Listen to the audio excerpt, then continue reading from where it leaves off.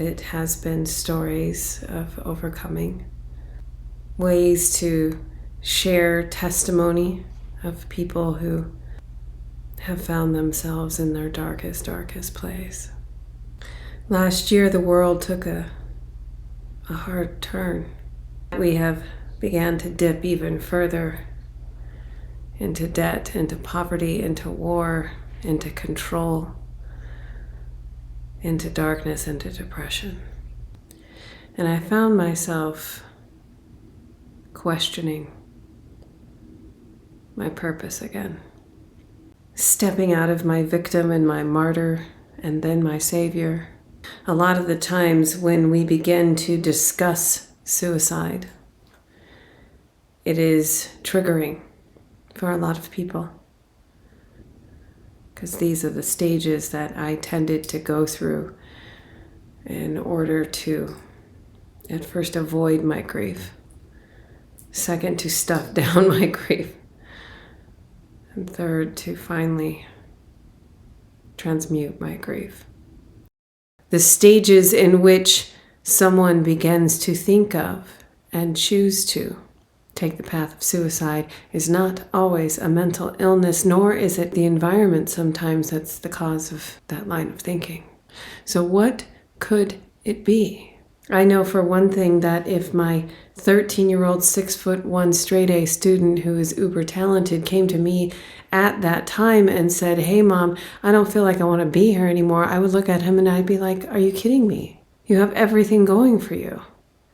You're phenomenally talented. You haven't even begun life." A lot of the times we kind of brush it under the rug, especially in this society. So let's talk about the stages of a suicidal thought. I want to help others understand the stages of a suicidal thought from a person that has had them. Yes, I've done a lot of research. Yes, I'm a certified spiritual psychologist and healer. I am recognized by the American Association of Drugless Practitioners. So in my effort to understand how something like this could happen without me having any knowledge, signs, symptoms, nothing, that my son had even thought of those things. Now there's a lot more to my story. There's a lot more things that happened on that day.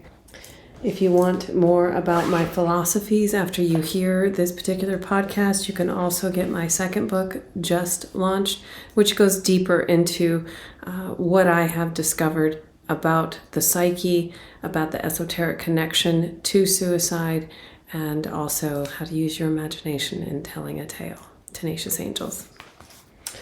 Okay, so in studying and trying to understand both how the word suicide became so taboo, I ended up going down a path of a very esoteric and metaphysical nature. How does suicide continue to affect us over and over again once it's touched you? Right? Because I will tell you from my own experience, again, when I started looking at how did this occur with Jason? Where did it come from? How does a kid like this even think about something like that? We had never discussed that. And then I remembered something crucial. I remembered when the twins were really little, finding that out about my twin, feeling like such a failure as a mother, feeling like I was the one that caused him to have autism. I went and sat in the very back of my walk-in closet and I held a gun in my hand.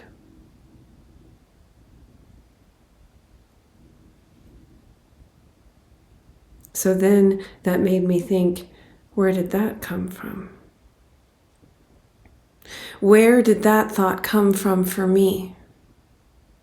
What started that process for me to think that that was even a choice? So then I thought back some more.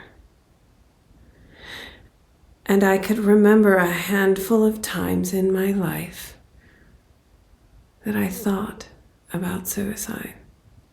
that particular time in the walk-in closet, just after finding out one of the twins had autism, was the first time that I actually held a weapon in my hand and thinking of it. But I had thought of it before. So as I began to study energy and metaphysics and find out how everything is energy and energy is everything, how God, souls, it is all a light, all an energy.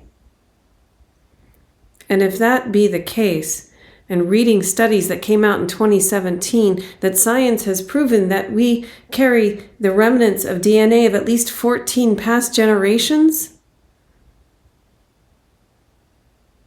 the energy of 14 past generations, they've been able to prove that you can bring and carry the trauma of at least 14 past generations. It's in the DNA. And if it's in the DNA and it has followed me through generations, then it's going to follow my children. So this is what they talk about when you hear people say break ancestral contracts or generational curses or blocks, or be the one in your family. Because it does, it follows you. And suicide is growing in this day and age. And the more you understand that it's energy trapped up in your DNA, the more you can understand you're able to transmute it and pull it out. And if you're able to go a lifetime and choose life, especially in those dark, dark moments, because that's what suicide is. Free will, staring back at you and asking you to choose. And if in that moment you are in your darkest hour, you will have a choice to make, and you will remember these words. Your choice has a ripple effect. That ripple effect will affect everyone in your family DNA tree. And by choosing life, you will break that bound energy from your DNA forever. And not only will you break it for you, but you will break it for everyone else in that family chain. Yes. In my studies and in my philosophy and in the scientific research, it's proven that you can carry the DNA and energy. So why couldn't you also carry the transmuted energy forward? Because you have the power to do that. The only thing you take in this life is who you become. And the ripple effect of that person you become carries on. It's not so much mental illness, it's a series of events that continue to hit you over and over and over. Contract on the house fell through. Your tire blew. You just got divorce papers handed to you. Your child got into a car accident. They're fine, but there's expenses to be paid. You just got an eviction notice. These types of things that pile on, which are hitting a lot of families and people right now, especially in this turbulent times, in this day and age, they pile on. And they start to suffocate you. And you start drowning in them and you don't know how to get out. It's like quicksand. Once your head goes under, the chances of getting out, what are they? You need to find a way. So what is some of the things that I do to transmute that energy when I'm in that energy? When I've had things hit me over and over again, I've made the wrong investment. I failed at that speak-off. I didn't get what I wanted for that client on that house. My family life is questionable at times. There's 3 top things that I do that you can do immediately. First and foremost, if you're not alone at your house, go out in your car, shut the door, and scream in it. Sit there and scream at the top of your lungs over and over and over again. Put on some music if you have to. Put on some Metallica, but scream it out. Keep screaming till you start crying. And when you start crying, let it all out. Just keep crying. Keep crying. And after you've screamed and after you've cried, sit back and realize that you made it through those moments. And if you can make it through that moment, you can make it another hour. You can make it another day. Another thing I do when I'm in those moments, and please, you have to be sober for this, is actually go for a drive. Turn the music off, roll the windows down, and just go for a drive. Let the air hit your face, breathe in, and listen to the silence. Listen to the silence. If the tears come, they come. If you want to talk to yourself, talk to yourself. But again, you have to pause and give yourself 5 minutes, 1 hour, one more day.